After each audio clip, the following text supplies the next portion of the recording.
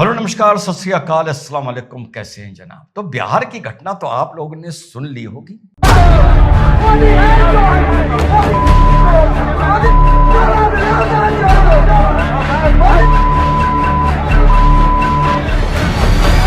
मैंने भी कुछ बीप करके आप लोगों को सुना दी। तो ये नफरत, ये चिढ़, और ये नफरत और चिढ़ के साथ वो दबा कुचला हुआ अहंकार कहां तक पहुंच गया है, या यूं कहूं कहां तक पहुंचेगा, ये देखना इस देश को बहुत जरूरी होगा। और भी पहुंचेगा अगर इसको चेक नहीं किया जाएगा मजबूती से। ये बार बार बोल रहा हूं।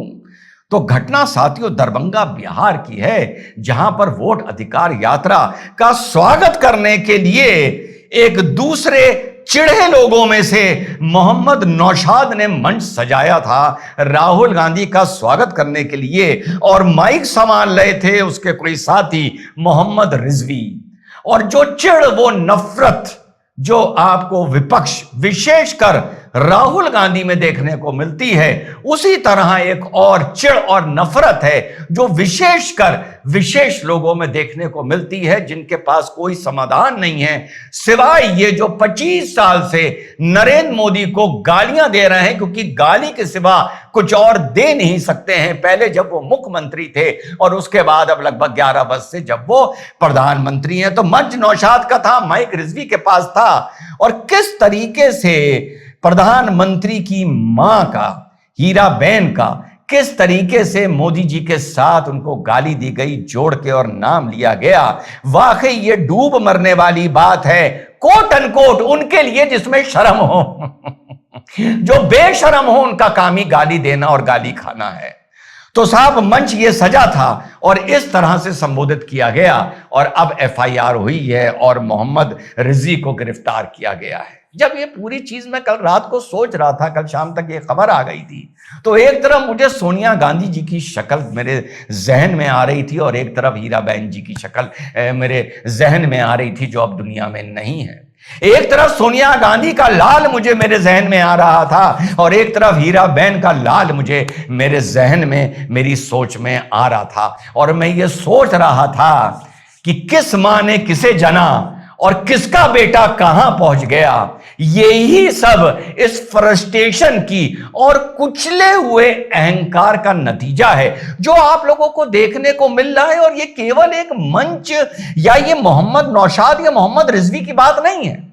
ये जो नफरत इनको अपने नेताओं में देखने को मिलती है नरेंद्र मोदी जी के लिए, उसी नफरत की एक तस्वीर है जो मोहम्मद नौशाद और मोहम्मद रिजवी जैसे लोगों में आप लोगों को देखने को मिलती है। याद करिए 2019 में ये राहुल गांधी की बहन 6-6, 7-7, 8-8, 10-10 साल के बच्चों से नारे लगवा रही थी कि जो चौकीदार चोर है, और मजे ले रही थी।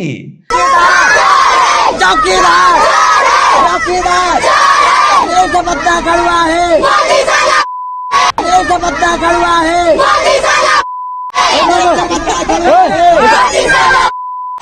और उसी में ये भी नारा लगा था, क्या नीम का पत्ता कड़वा है, मोदी साला ये है, और उसपे हाँ करके चुप हो रही थी। ये तो इतने जलील और इतने गिरे हुए हैं, और यही सिलसिला जातियों चलता आ रहा है।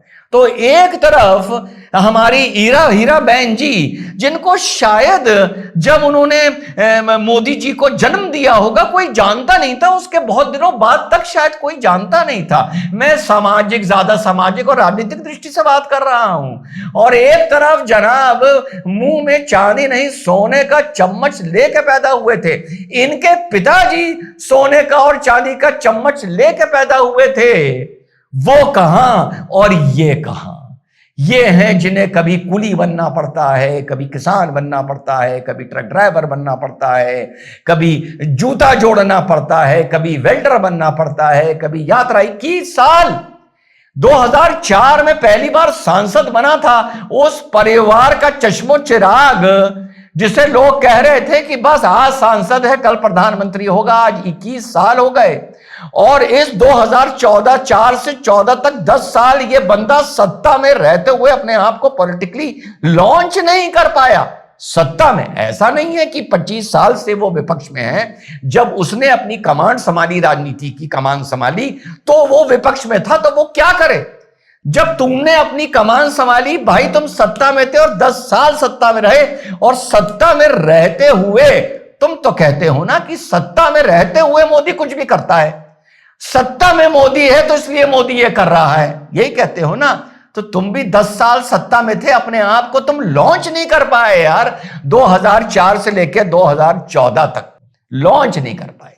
तो यही साथियों, अपनी बात खत्म करूंगा इस बात के साथ, वो चेतावनी के साथ कि जो विपक्ष में, विशेषकर राहुल गांधी में, कुछ मोदी के दुश्मनों में, विशेषकर कुछ विशेष लोग में, जो नफरत, चिढ़ और कुचला हुआ अहंकार उनके अंदर दबा पड़ा है, इसको अगर सही तरीके से टैकल नहीं किया गया तो आने वाले वक्त में एक समस्या खड़ी हो सकती है। ध्यान रखिए कि हाल में एक सर्वे हुआ है, वो सर्वे ये बता रहा है, वो हर साल होता है, मैं देखता हूं, वो सर्वे ये बता रहा है कि अभी भी राहुल गांधी नरेंद्र मोदी के बहुत पीछे हैं। लेकिन जब सर्वे पहले हुआ था तो यह बताता था कि विपक्ष बटा हुआ है, लेकिन अब वही सर्वे यह बता रहा है कि अब देश ये मान के चल रहा है कि कांग्रेस पार्टी ही बीजेपी के खिलाफ मुख्य ऑपोजिशन पार्टी है, और उसको जो मुख्य ऑपोजिशन नेता है वो राहुल गांधी है। वो फिर से दोहरा दूं, राहुल गांधी और मोदी जी में बहुत फर्क है, लेकिन इतनी पहचान जरूर बन गई है अपनी बातों की, अपने बातों की के दम पर और अपनी हरकतों के दम पर, कि हां, नरेंद्र मोदी का कोई अगर विपक्ष है तो ये है। और जिस तरह से वो अपने को एक दीवाने की तरह पेश कर रहा है, एक जुनूनी की तरह पेश कर रहा है, बिना किसी की आस्था को हानि पहुंचाए, एक शब्द इस्तेमाल कर रहा हूं, जिस तरह से वो अपने को क्रूसेडर, जिहादी, एक धर्म युद्ध कर लड़ने वाला अपने आप को पेश कर रहा है, आने वाले वक्त में ये ना हो कि जितने लोग भी नरेंद्र मोदी जी से नफरत रखते हैं वो उसकी छतरी के नीचे एकत्रित हो जाएं। तो जब ये छतरी खुलती है और एक गंदगी उगलती है या एक गलत रास्ता इख्तियार करती है, तो इनका अगर रास्ता मजबूती से रोका नहीं गया तो ये रास्ता धीरे धीरे चलते चलते 29 नहीं बल्कि 34 तक इस नफरती गुट को किसी मंजिल तक ना पहुंचा दे।